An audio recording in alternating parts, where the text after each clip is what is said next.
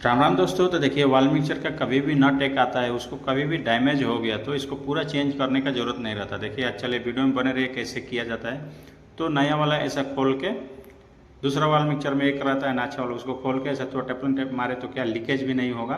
और फिर वैसा ही सेम ऐसे इसको टाइट कर लेना है। देखिए पहले वाला हम ऐसा खोल के रख दिया था, नया वाला में अभी फिट करके इसको टाइट करके आपको चेक करके बताएंगे लीकेज उकेज का। तब तक वीडियो को फॉलो करिए, लाइक करिए। देखिए अभी पूरा अच्छा है।